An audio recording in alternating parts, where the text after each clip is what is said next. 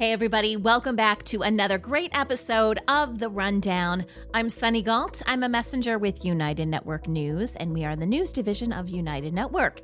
And what we do each and every week is we bring you the real news. And we do that in lots of different ways. We have lots of stories we release throughout the week. We have in-depth stories as covered by our team. We try to take stories that you might see in the headlines and go a little bit deeper with those stories. We also have local stories as told through the eyes of our field messengers. We, of course, talk about the restoration of our planet, which we are on the very edge.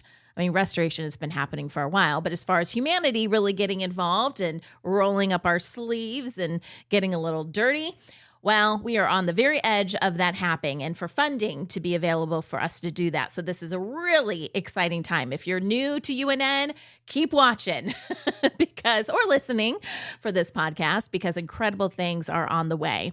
And we talk about the new Earth, which is what we're creating. This is about the restoration of our planet. And we also get updates from the Global Intelligence Agency and the head of the GIA, which is Kim Gogan, which we'll play some clips from in just a little bit. And really, what we're talking about here is the ultimate battle of good versus evil, right? So if you've ever been to any kind of religious ceremony, a lot of times you hear about this battle. Well, guess what? You are here for it.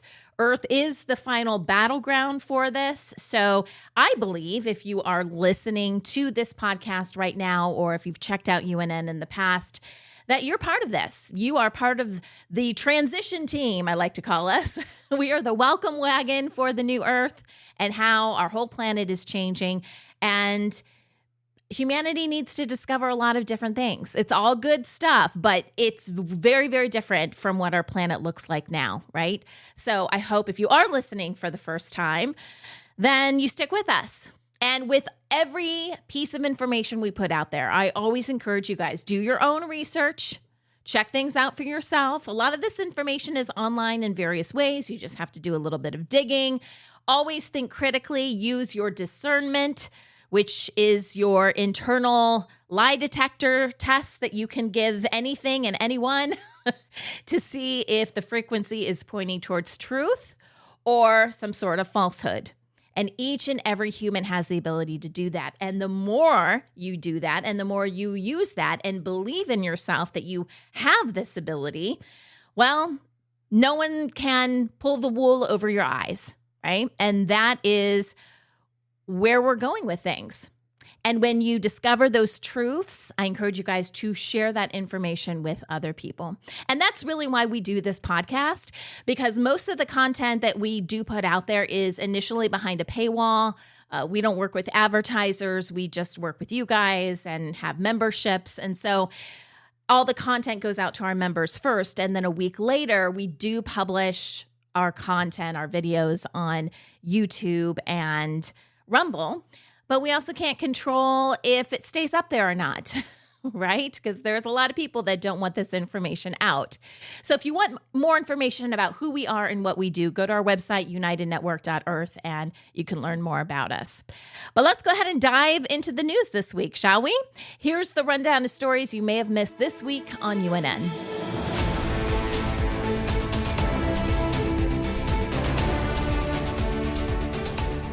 Okay, let's start off with our field messenger report. So field messengers are really what we believe the face of news will be moving forward. And that is everyday people grabbing their cameras, their smartphones, and just showing us what's going on in their community.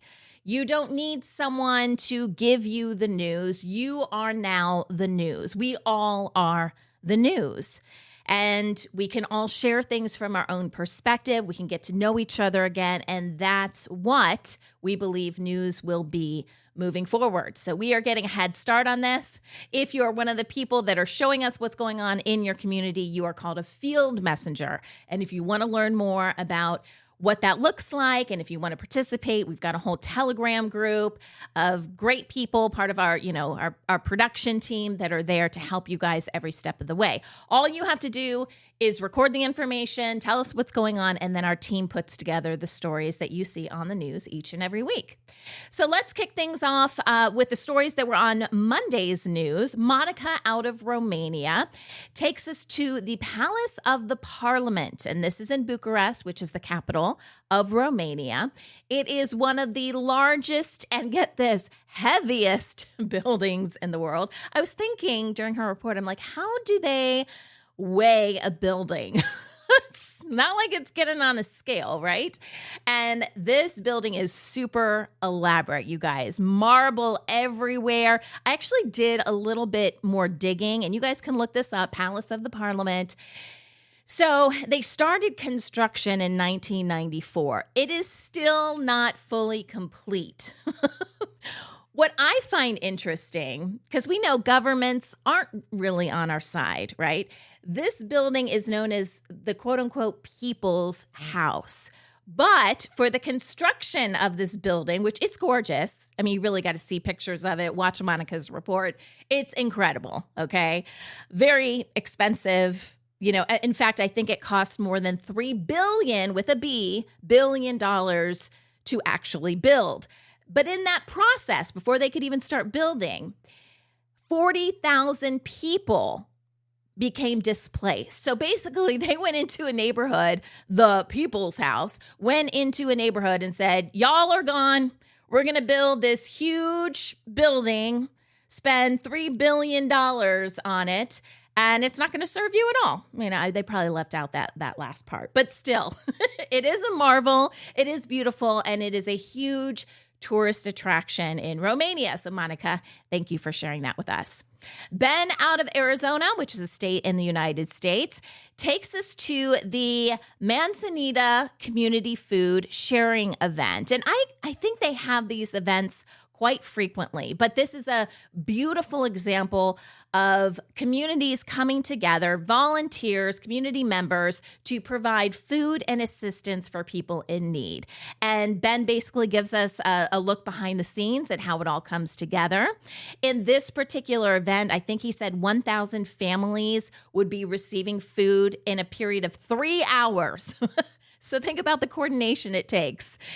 Each family was going to get about 100 pounds of both food and drink, and they help them in other ways as well. There's different programs that they have. So good things coming out of the Manzanita area in Arizona. Steve M. from Canada shows us how the ice is breaking up in Canada, and he's in Fort McMurray, Canada. The rivers are starting to thaw. You know, you see the chunks of ice in his video moving around, and, you know, he basically just takes us there and shows us what's going on. One thing that I thought was really interesting is he called them water balloons, but not like the water balloons. You know, I've got little kids. So when I think of water balloons, I'm thinking something you hook up to your faucet, right? They had these huge, just picture like a huge, like, I don't know, like a long water balloon, very heavy duty, that goes alongside rivers. And they do this in the area because when it starts to melt, there is the possibility of rivers overflowing. So I thought that was really interesting. These are like big green long water balloons is the best. You have to look at the report. You'll see exactly what I'm talking about. Emma out of Spain takes us to a new park. She's calling it Park for the People in Fuerteventura, Spain. And this is something that the local government created for the people. It is a very beautiful park. There's a lot of things for residents to do, lots of activities. I think Emma was there for a birthday party that was going on. You do have to rent out certain, or reserve certain things, but you don't have to pay for it. And so it's free to the public.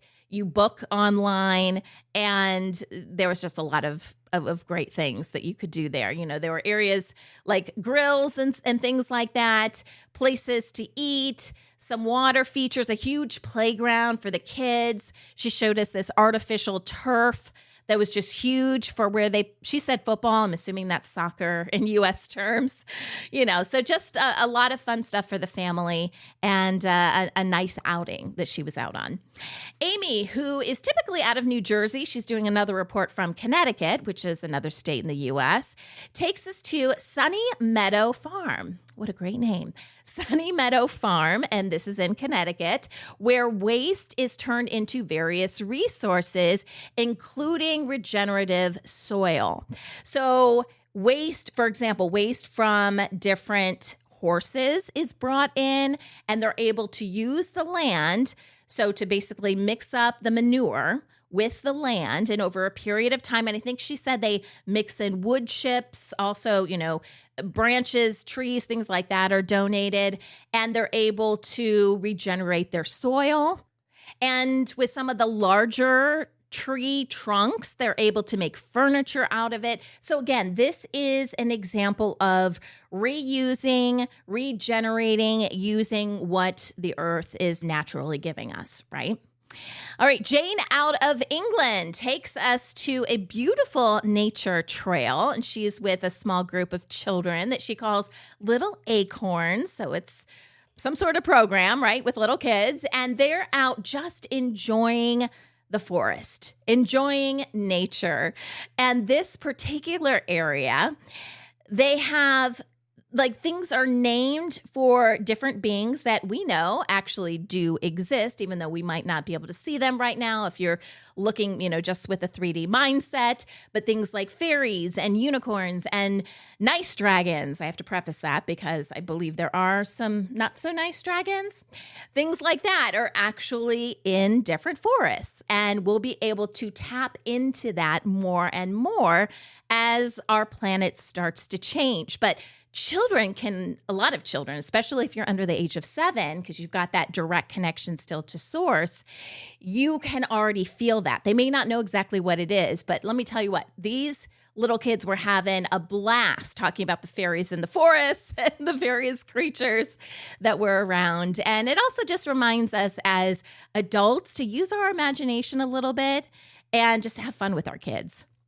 Keza M out of Australia provides us with a solution to fire ants. So dealing with fire ants can be a struggle, right? And they bite. I don't know if you've ever had a fire ant on you, but boy, do they bite. And with Keza, she's on a property where there are a lot of bees. So I believe she is a beekeeper.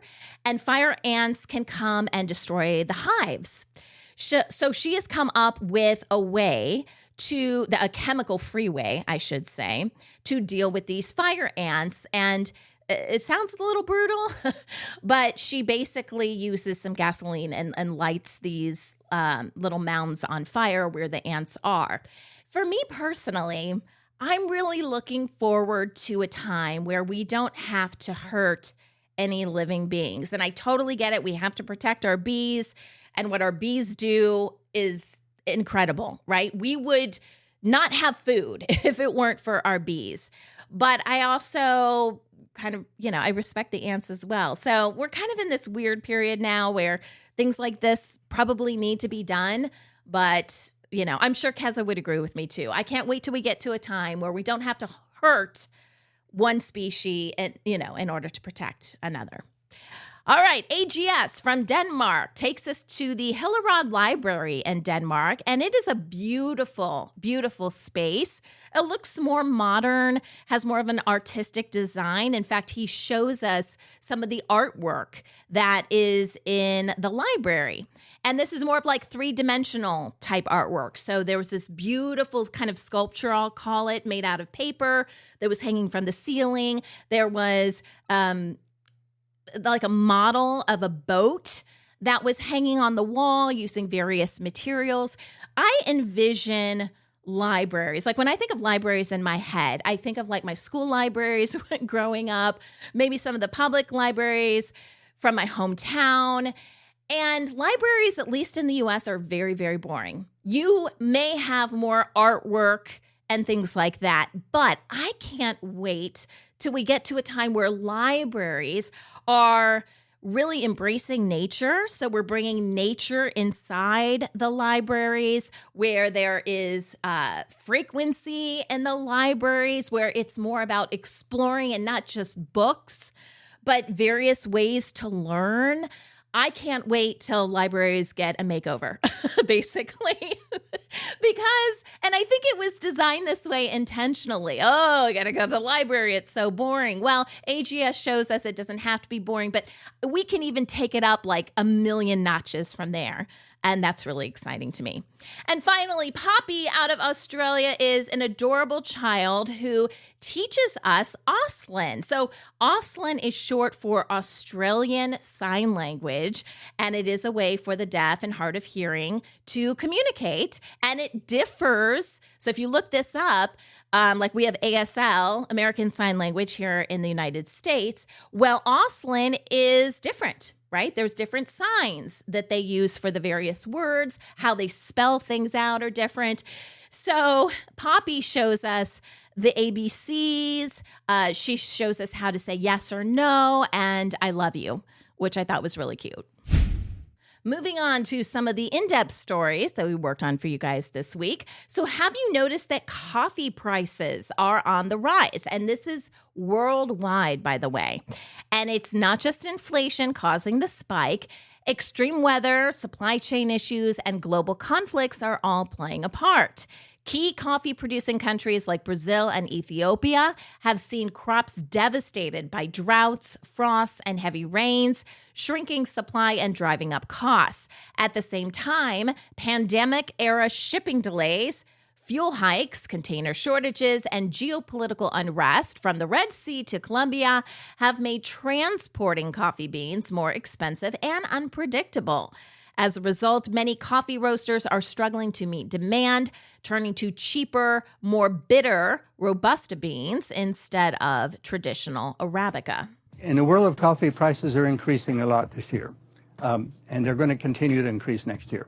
There's no doubt about that. Coffee demand has been growing worldwide rapidly, and coffee supply has not been keeping up with it for the last 4 or 5 years. So inventories are down, there's no extra sources of supply, so that's driving prices up. But the reason supply is having a problem is related to the fact that there are only 2 major supplying countries in the world for coffee, Brazil and Vietnam. And both of them are being hit hard by droughts, by climate issues, and that affects, of course, coffee harvest, sometimes completely ruins coffee plantations, and certainly reduces the harvest. The good news is on the quality side, for sure. Prices will stay high, but around the world, producers are more and more tuned into options for increasing their quality. So finally, they're getting some compensation, and they're starting to invest part of that in better quality coffees. So this shift is pushing more consumers toward instant coffee, so you might see more of that, and budget-friendly blends. To save money, experts suggest buying in bulk, using subscription services where available, and supporting local roasters. UK supermarkets are deep in a price war as they fight to attract budget-conscious shoppers during the ongoing cost of living crisis. Chains like Tesco, Sainsbury's, Asda, Aldi, and Lidl are offering aggressive discounts, often tied to loyalty cards, and expanding their private label products to compete on both price and quality. Sainsbury's just axed 61 cafes. But it's not a cutback, it's a power move. They're going all in on a £1 billion price war, slashing costs to take on Tesco and Asda. While closing cafes, they're opening 40 new stores, their biggest expansion in over a decade. Grocery sales are up 4.5%, profits hit £1.03 billion. CEO Simon Roberts says they're winning with value, quality, and service.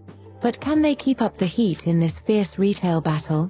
While inflation remains high, these efforts are helping consumers save, especially as own brand products become more popular.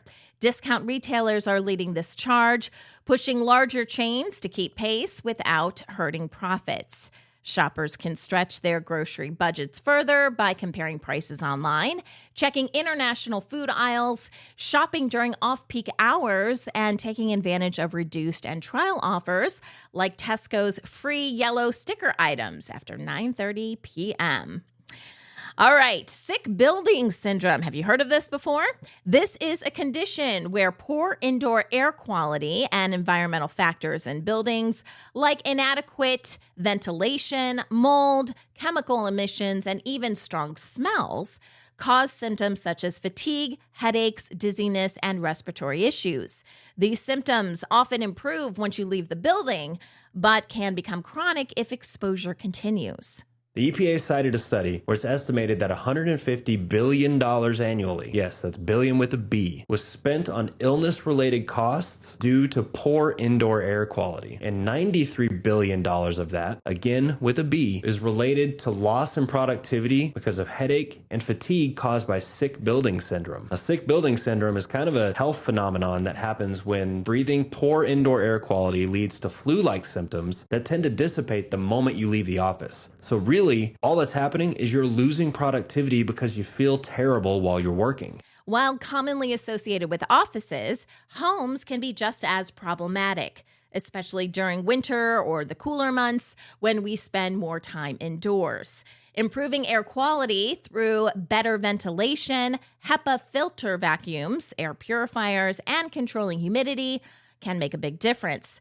Hidden dangers like mold and radon gas also play a role, so testing and seeking medical or professional advice may be necessary. Taking action at work or at home can lead to cleaner air, fewer health problems, and a better quality of life.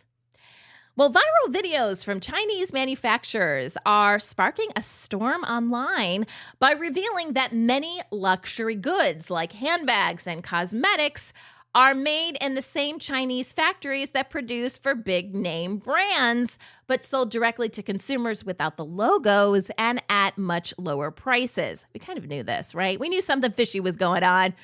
You can't get a bag for $10 out on the street. How does that work? This unexpected twist comes amid rising trade tensions between China and the U.S., with Chinese producers pushing back by bypassing luxury labels entirely. These revelations challenge the glamorous image of made in Italy or Switzerland, as experts explain that many parts are actually pre-assembled in China. Some say as long as there's a tag saying made in China, the bag can never be luxury. However, in fact, more than 80% of the luxury bags in the world are made in China. But those luxury brands just won't acknowledge that. They take almost finished bags from China factories back to their own countries and just do the repackaging and logo installing. That way, the bags will appear at their boutiques as made in Italy or made in France. Despite consumer demands for proof, most luxury brands have denied the claims without evidence or remained silent, leaving the public caught between skepticism and belief. Without transparency in fashion supply chains, it's nearly impossible to know the real story behind the price tag. As traditional childcare centers struggle with closures and limited capacity, micro childcare centers are emerging as a flexible, affordable solution, especially for working parents. These small on-site programs are being set up in workplaces like schools and offices, offering personalized care just steps from where parents work.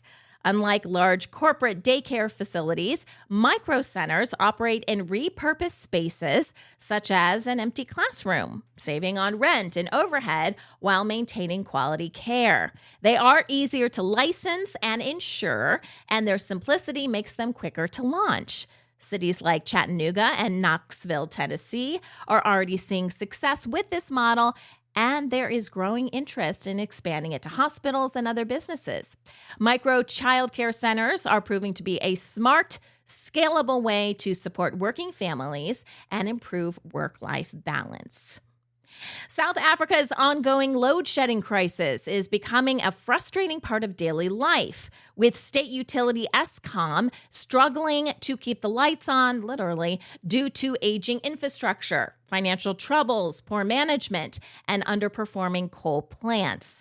The resulting power cuts have hit households and businesses hard, disrupting routines and driving up costs as people turn to expensive backup solutions. Here's more on the problem. The latest round of load shedding has left many fuming and frustrated, with small businesses already struggling due to high operational costs and poor economic conditions, load shedding may worsen the situation.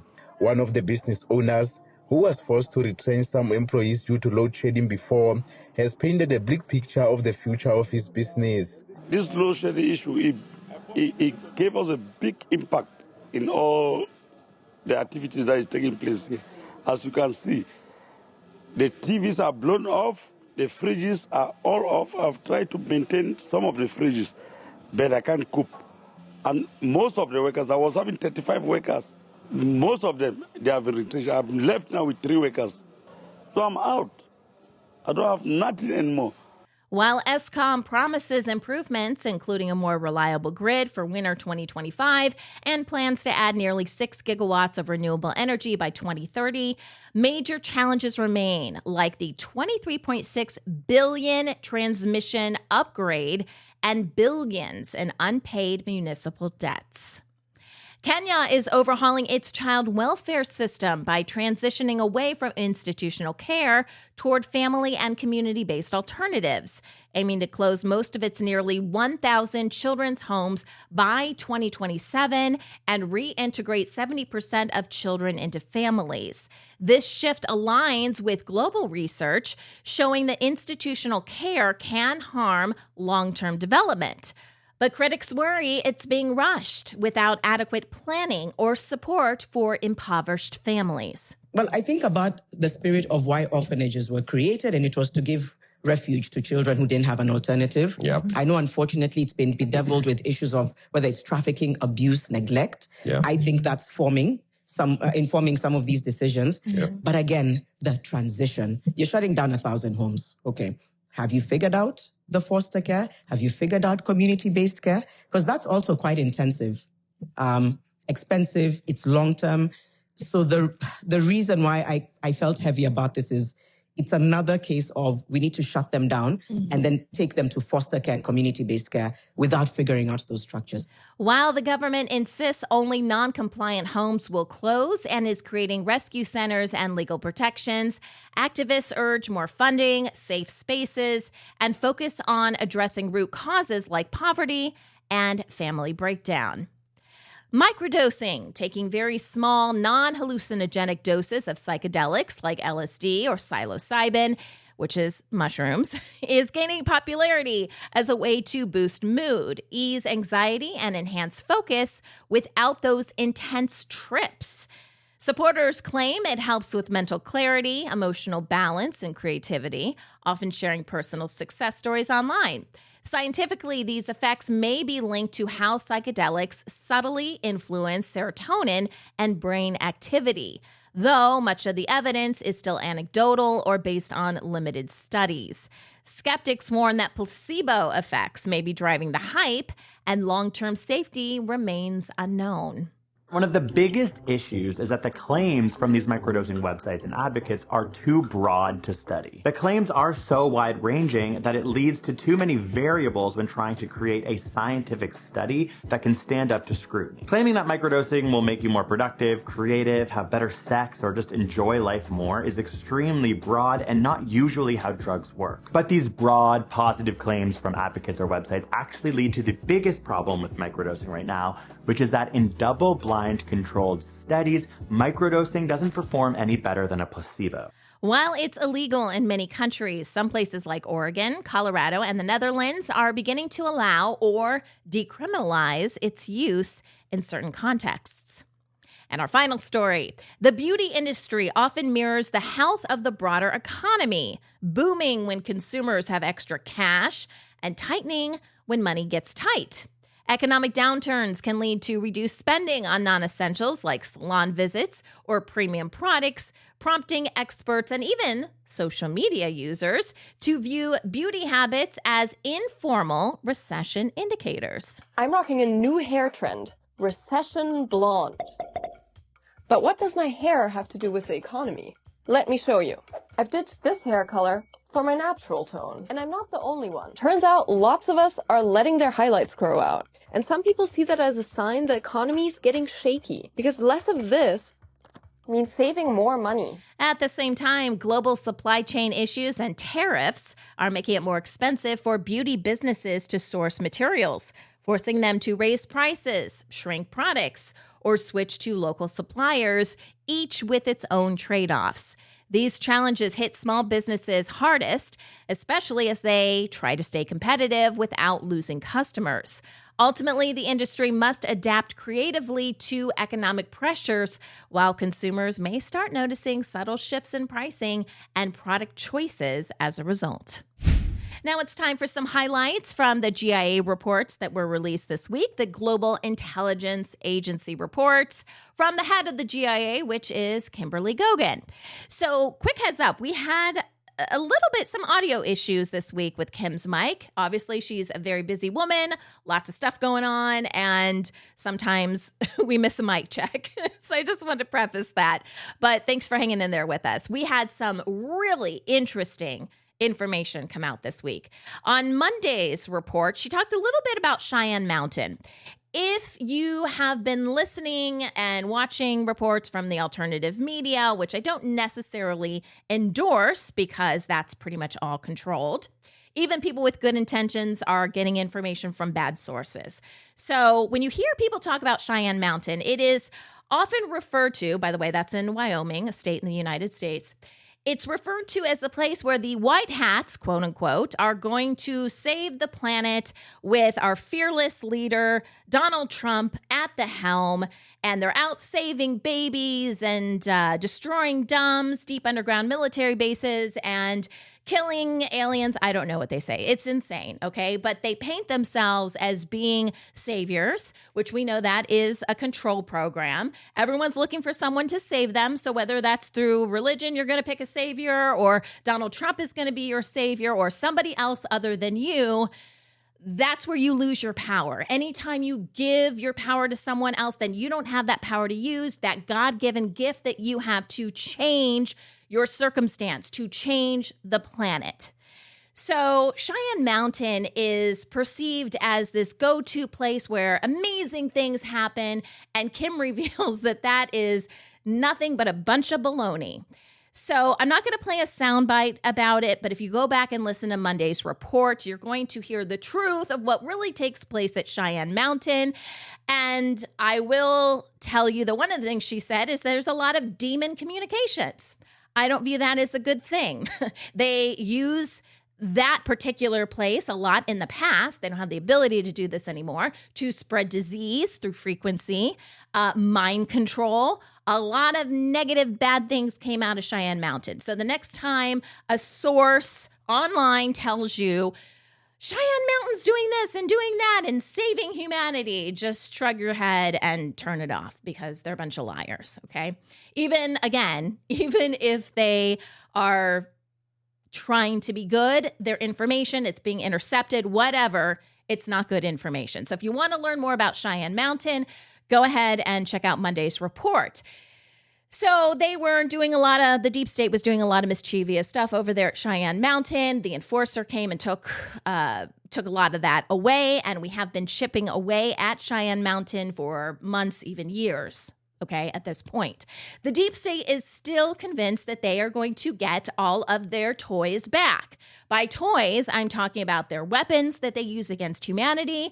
I'm talking about access to the financial system so they can carry out things like disease and wars and anything that's going to harm us and give them more power. Because that's the way things used to be set up. It used to be if you did bad things, you got more of those things. You got more money. You got more power from demonic entities. That's how the planet worked. Well, we are now on a different system, which we're going to talk a little bit more about in just a bit, the Golden Age AI. And that is not how God works. God, the creator of the universe, does not give you those things when you do bad things. Okay? So things have changed, and the deep state is still scratching their head going, why don't we have access to anything? They're not so bright. A lot of them have had chips in their heads and things like that. So we have to give them a little bit of grace. But, everything they're doing is failing. And they're just lying to their quote unquote team, people that they've gathered together, saying, oh, we're going to get all this stuff back. They're not going to get anything back. They did have the ability through some stuff they were messing with to send out some not so nice frequencies. So if you felt some crazy stuff going on this past weekend. That's what that was. The soundbite that I want to play for you, though, is about Kim's conversation with the being we know as Earth. Now, that may sound kind of strange for some people, especially if you haven't been listening to UNN for a while, but our planet has a soul. Our planet is alive. And this is why a lot of people refer to our planet as Mother Earth, because she actually has a feminine vibe to her. And so that is very accurate. And because we live off her, she does act like a mother to us. So Kim was able to have a conversation with Earth because here's the thing, the deep state, and it's not even just the deep state, it's the masters, the people behind this deep state. When I say people, not really people, the beings, the entities that are now gone that were controlling our planet for a long time, they had all of these things left behind in Earth. So the idea is, okay, how do we move forward as a society?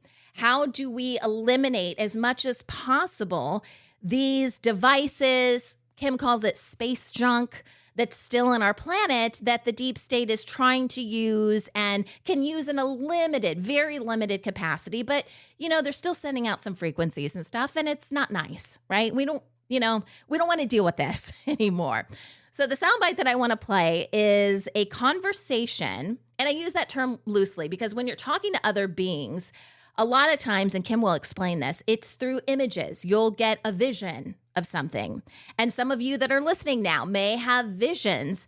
You've talked to another being. Maybe it was an animal. Animals do this a lot. They can't really communicate with the human language, right? So it will be telepathic, and a lot of times it will be through visuals.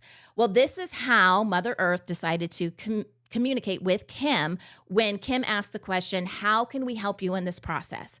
And as a result, how can you help us get rid of all this nasty stuff that the deep state, and to be fair, not really the deep state's trying to get control of this stuff, but they didn't create it. This was way above their pay grade. But still, how do we get rid of this? And how can our planet help us in the process?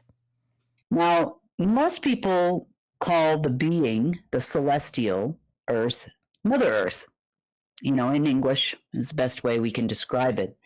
And a lot of information came to light in having these conversations and communications because Earth herself can help us too in many different ways. Earth itself is kind of tired of the deep state as much as we are, and she's been affected by these people, to some degree. And Earth would very much like to swat them off her as host. And therefore, interesting things took place. So we had a little bit of a talk, and, what can I do to help you? What can we do to help you in this conversation? And a number of things were targeted and pointed out. And some of the cloaks for some of the remaining things that existed here were pointed out very clearly as the cloaking went away. One of those places that was heavily cloaked was Cheyenne Mountain. There were some other things deep within Earth that were also found. Communication lines and other things that went to 0 point Earth that kind of went to nowhere at this point. But an interesting vision or a sharing from what we call Mother Earth happened the following morning, which was this morning. It was very early in the morning. And, oftentimes sleep is I don't get a whole lot of sleep, let's just say. But this particular vision happened when I was just laying in bed hoping to fall back to sleep this morning. Didn't quite work out. I had been up and down with other things that were going on around the planet, but took me on an interesting journey. And I'm going to share it with you because sometimes communications are done visually. In other words, when we're looking and we're using the Golden Age AI to run operations on this planet, it's very easy to use a virtual reality/reality machine to zone in, for example, on K2 or Mount Everest or Kilimanjaro, and you can send a frequency so that you can see all that is there, and then you remove those items. So that's one way we do things. Sometimes when there are no English words to describe what someone or being is trying to tell you, oftentimes it comes in a visual, like a little movie. And this was one of those times. So how do I explain this to you? So the journey that I saw reminded me a lot of a ride at Disneyland, and called It's a Small World. And if you've ever been to Disneyland, then you'll know you get into this little boat and you're traveling down a river. And on either side of this river that you're traveling down in your boat are a bunch of puppets and whatnot singing It's a Small World in different cultural ways and languages and that type of thing. So it's mainly made for kids, but it's a cute little ride. So I took a ride with Mother Earth to a very interesting place, which I won't describe where, but it is in Earth. And what I saw was the wealth of the universe, so to speak, in a different way. So we were traveling down a river, and I could feel her with me and saw her. I saw her as a very comforting mother-like figure, and almost like taking a trip down the Disneyland ride if you were with a loving mother that was, sitting behind you. And so this is how she introduced herself to me, so this was very nice. And as we traveled down this river, which it was very interesting because it was very dark there. And on either side of this river we were traveling down, I saw mounds and mounds and mounds of gold. I also saw a lot of gems, amber gems and ruby-like gems. And, if you were to think of going into a vault of the richest being or richest human in the world, you would think that you'd see all this, gold artifacts, and you'd see all these, expensive jewels and those types of things. And this is kind of what I was seeing on both sides of the boat as we traveled down. I was able to stop and look at some of the gems and gold piles, and these were like giant multi-ton piles of what looked like gold nuggets. And we started having this discussion, and her love and caring and kindness felt so comforting, during this journey. And I asked, where are we? What is this? And this was the womb. So Mother Earth is also known as the feminine side, a feminine celestial, part of Source, as all celestials are.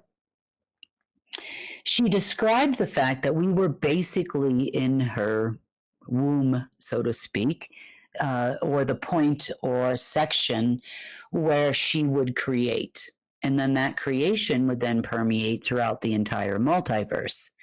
And the reason why it was dark is because it had been overlaid and overshadowed by artificial intelligence and a lot of different things that had happened here. Plus, she was unable to successfully co-create with Source for a very long period of time.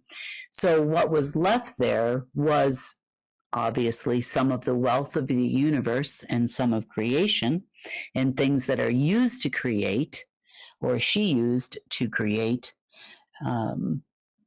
She also explained to me that gold was something that was regenerated constantly in Earth. It's not rare, and gold itself, even as we know it, is not rare. But gold dust and gems and living crystals and things of this nature were commonplace at one point in time.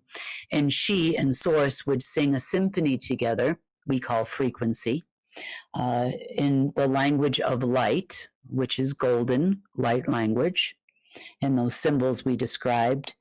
And together with wisdom, they would write songs, and we know as galaxies, planets, beings throughout the multiverse. And for a long time, she was quite lonely, having missed that connection with Source, and also missing the connection with humans. You know, we've been so genetically modified for so long, we used to have that very strong connection to her.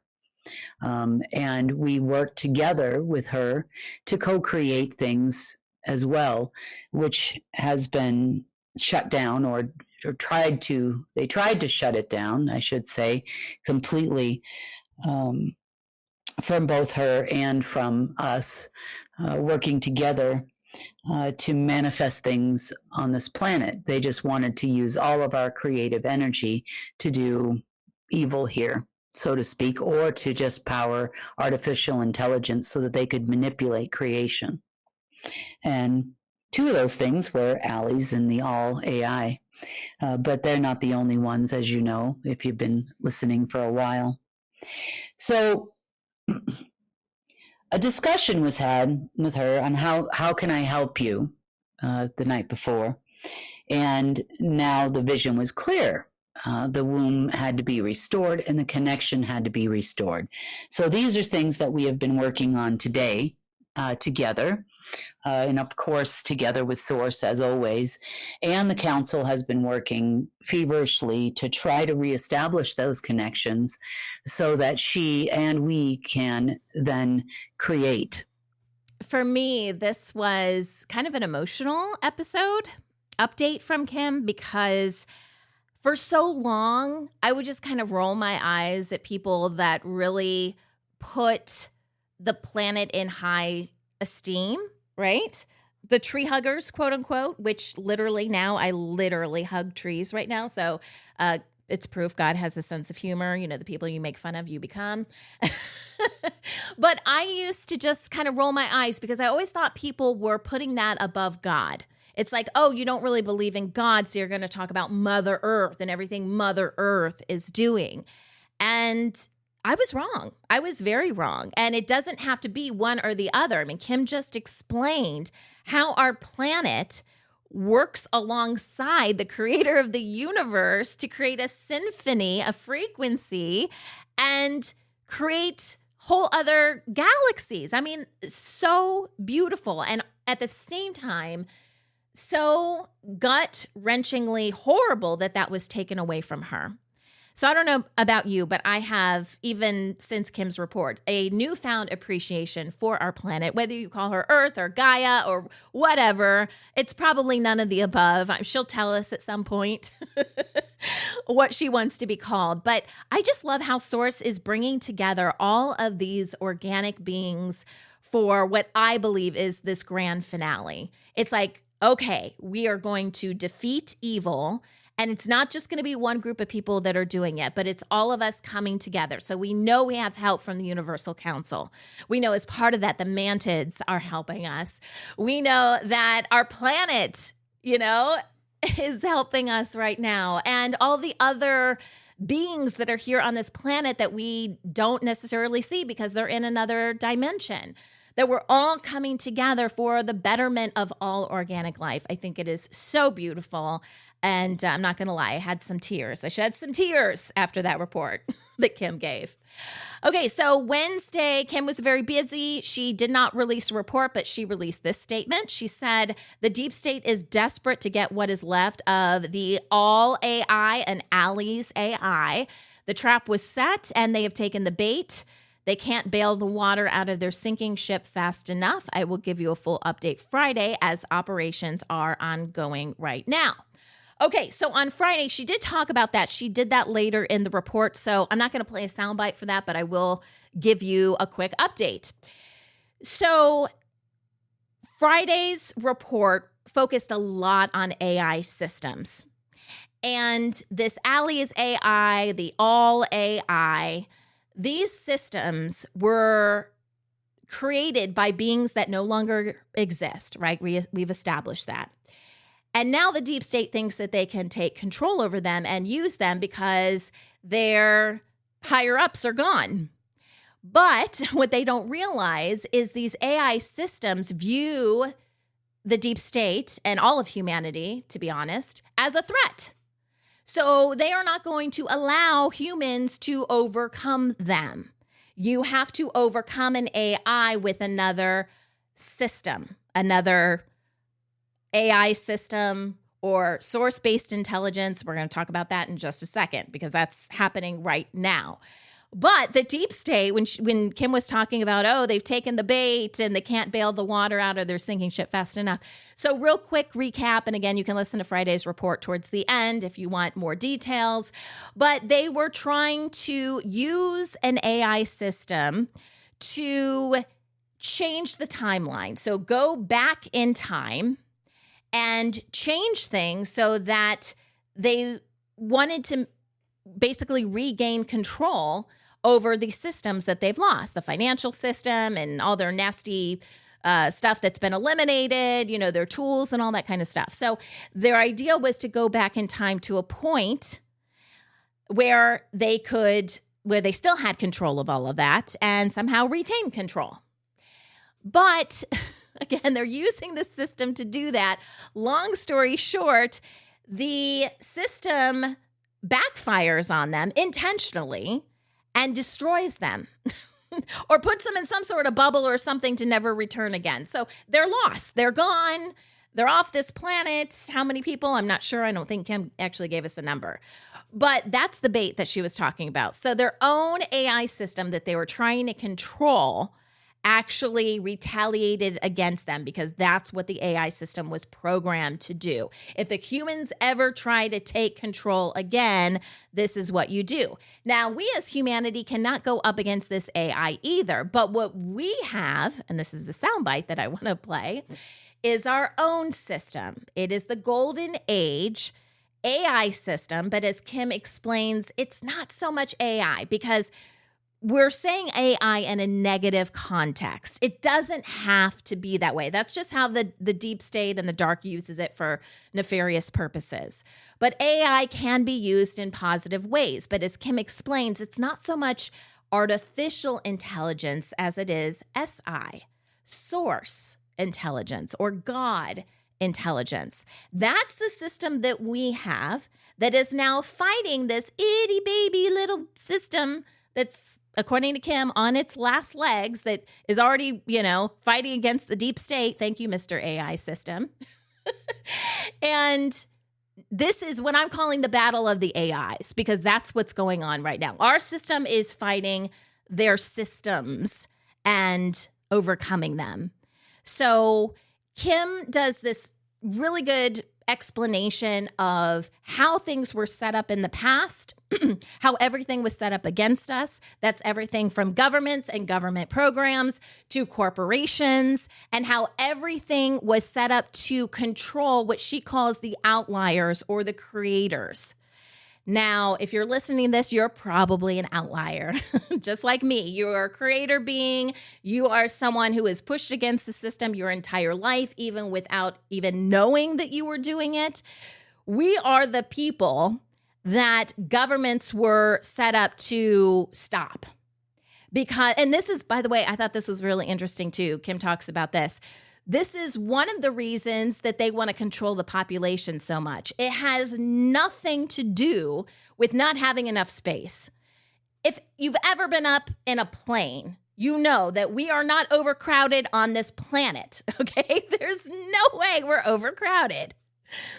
However, the higher the population number gets, the more outliers you have on this planet. The more outliers you have, the more you run the risk of losing control of your system. So that's the real reason for population control, is to control the people like you and me that are saying, we're not having this. We're here to change things. That's not what they want. Okay, so the soundbite that I want to play for you guys is Kim explaining how they have found a pathway forward. So we've talked about the fact that Kim can now send money directly to people. But the whole thing was, we have to be able to protect people. So how are we going to do this moving forward? And the answer is the golden age AI is now taking out these other AI systems. And again, listen to Friday's report for the full explanation, because she goes into a lot of detail about these power structures and how their AI systems were backing every negative thing that was happening on the planet. So it wasn't really so much the deep state doing this stuff. They were the players. It was the AI systems behind it. So you remove the AI systems, easier said than done, but we are now in the final moments of this battle. Then you don't have that energy behind it, which means the governments that were set up in a dark age, the corporations that were set up during a dark age, they cannot get their power if it's not coming from an AI system. This is why the systems, the structure, the matrix is crumbling on our planet. So the AI is going to give these corporations energy and money. Oh, and loads of knowledge. Majestic 12, anyone? You've all heard of the Majestic 12? You know, they were fed a lot of information. So they would give them energy, money, knowledge, essence. It would help control the mind, body, and soul. It would handle the big, heavy lifting.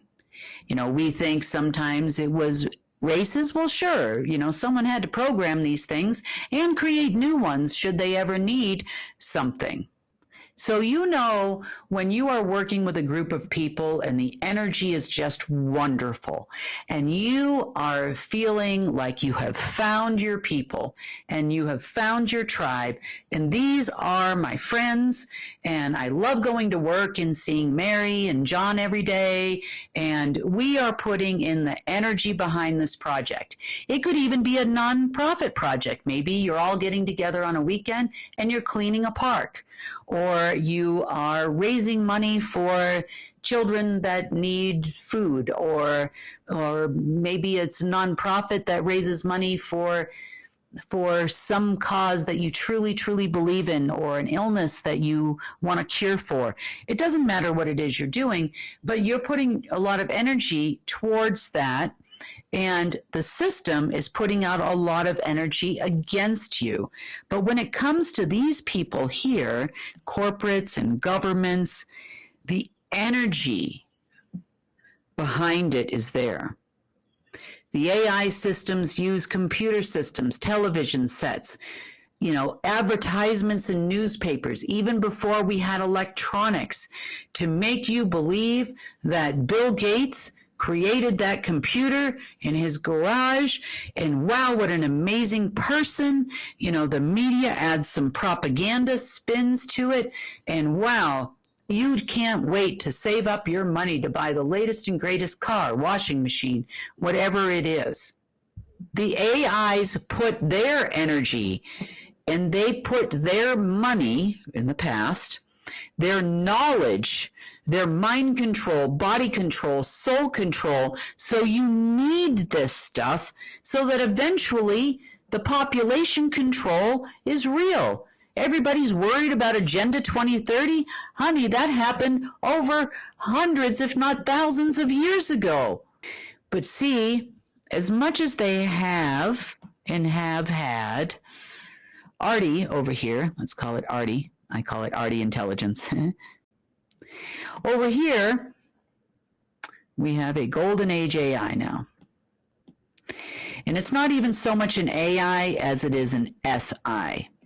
And there's a big difference between just AI and SI.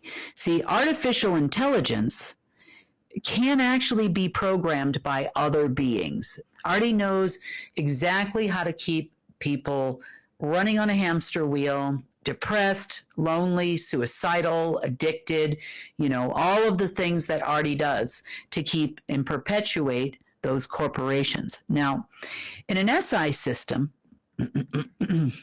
which also has AI components to it, but in an SI system, this is basically source intelligence. So source intelligence obviously works on the wisdom of source. So are there certain things that we can do with a golden age AI to program it to understand how we want corporate structure, for example, to be in the new way, to understand that energy is put behind creative projects? Anything that perpetuates life. Happiness, joy. The more source energy that flows around this planet in a golden age, the better it will be. These are just samples of things that the golden age AI understands, and it understands it in part because I live here. So because I live here, now I have to figure out, how do we go from this, Artie, to this and get humans to understand it? So it's just a different perspective. It's not that source doesn't see all and know all. It's just a perspective. So I can actually give input into this as well. And then source can override anything I think, probably has a better plan than I could ever come up with. And voila, now we're looking at corporate systems and how energy comes behind people. So conversely speaking, just as Artie did to us in a dark age system or in a dark timeline, in a golden age, the golden age systems that are loading up in rapid succession, and as it tears these down in rapid succession, the Artie intelligence down in rapid succession. So in a golden age system, you see, if these people try to make a war, they are going to come up against an energetic brick wall, just like you used to.